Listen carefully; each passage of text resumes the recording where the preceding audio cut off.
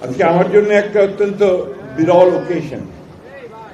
এই জন্যে যে ছোটবেলায় যখন রেডিওতে খেলা শুনতাম তখন এই মোহামেডান ক্লাবের খেলা শুনেছি, আমাদের তৎকালীন পূর্ব পাকিস্তানের এবং কলকাতার মোহামেডান স্পোর্টিং ক্লাব।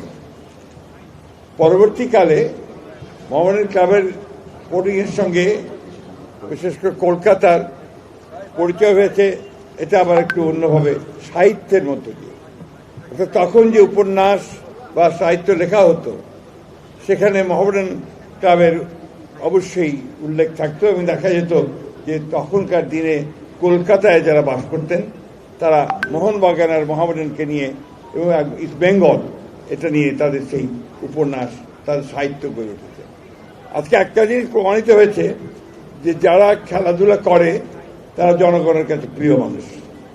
কারণ প্রমাণিত হয়েছে যে আজকে দেখবেন এখানে যারা এমপি মন্ত্রী হয়েছেন এরা সবই কিন্তু মোহামেডান ক্লাবের সঙ্গে জড়িত। দ্যাট মিনস এরা জনপ্রিয় মানুষ, এটা কিন্তু সার্বজনীন। বাট এটা একটা আলাদা জগৎ। এই জগতে যখন আসি তখন মনে হয় আই এম এট হোম। কারণ আমি নিজে মাঠে থাকতাম। অবশ্য আমি একেবারে মফস্বলের মানুষ, আপনাদের মতো এই ঢাকা মহানগরের মানুষ ছিলাম না। নান্ডু সাহেবের খেলা দেখে খুব ভালো লাগতো, মনে হতো যে সত্যিকার অর্থেই নান্ডু একটু ভালো খেলছে। ক্রিকেটের সঙ্গে বেশি জড়িত ছিলাম, একসময় ক্রিকেট কন্ট্রোল বোর্ডের মেম্বারও ছিলাম। কথা বাড়াতে চাই না, আমি শুধু বলতে চাই যে আমরা আজকে অত্যন্ত সৌভাগ্যবান যে আজকে আমাদের প্রধানমন্ত্রী জনাব তারেক রহমান তিনি বাংলাদেশে নামার সঙ্গে সঙ্গেই একটা কথা বলেছিলেন লোকের আক্রমণের সামনে যে আই হ্যাভ এ প্ল্যান। এই প্ল্যানটি তিনি কার্যকর করা শুরু করেছেন এবং গতকাল এখানে আমিনুল আছে, আমি আমিনুলকে অবশ্যই একটা ধন্যবাদ কৃতজ্ঞতা জানাতে চাই যে সত্যিকার অর্থেই সে একটা খুব ভালো কাজ শুরু করেছে। আমি খুব আশাবাদী যে তার নেতৃত্বে ক্রীড়াঙ্গন অনেক দূরে এগিয়ে যাবে। তারেক রহমান সাহেব এই খেলাটাকে তিনি একেবারে গ্রামের মধ্যে মানুষের মধ্যে নিয়ে যাওয়ার জন্য কাজ শুরু করেছেন।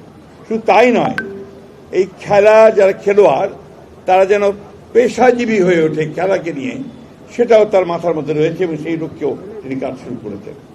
কালকে ভাতা দেওয়া হয়েছে বা সম্মান করা হয়েছে, এটা বড় কথা নয়।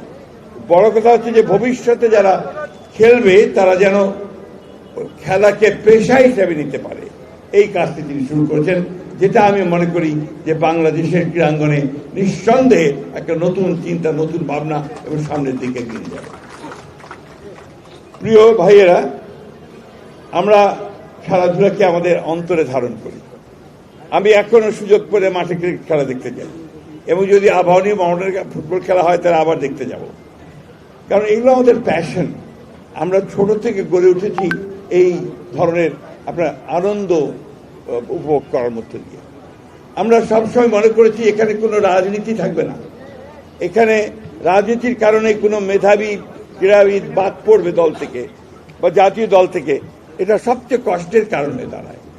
এই উপগ্রহ থেকে আমাদেরকে বেরিয়ে আসতে হবে। আমি আমাদের অত্যন্ত তরুণ ক্রীড়ামন্ত্রী, যিনি নিজে অত্যন্ত একজন দক্ষ, যোগ্য এবং বরেণ্য ফুটবলার ছিলেন, জাতিকে প্রতিনিধিত্ব করেছেন, তাকে অনুরোধ করব যে এই বিষয়টার দিকে লক্ষ্য রেখে রাজনীতিকে মুক্ত করে ক্রীড়াঙ্গনকে যদি আমরা সামনে নিতে পারি তাহলে নিশ্চয়ই আমরা সফল হব। আর আমাদের বর্তমান প্রধানমন্ত্রী জনাব তারেক রহমান সেইটাই চান, সেটাই তিনি কালকে বলেছেন। আমি বক্তব্য দীর্ঘ করব না, এখানে অনেকে আছেন যারা রোদে কষ্ট পাচ্ছেন, গরমে কষ্ট পাচ্ছেন।